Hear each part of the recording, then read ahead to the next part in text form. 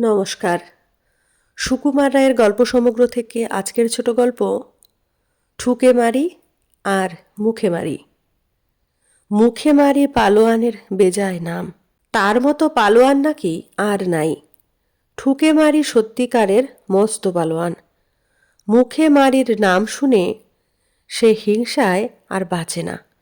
শেষে একদিন ঠুকে মারি আর থাকতে না পেরে কম্বলে ৯০ মণ আটা বেঁধে নিয়ে সেই কম্বল কাঁধে ফেলে মুখে মারির বাড়ি রওয়ানা হলো।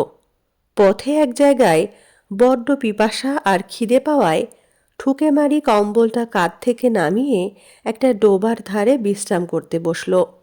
তারপর চোঁ চোঁ করে এক বিষম লম্বা চুমুক দিয়ে ডোবার অর্ধেক জল খেয়ে বাকি অর্ধেকটায় সেই আটা মেখে নিয়ে সেটাও সে খেয়ে ফেলল। শেষে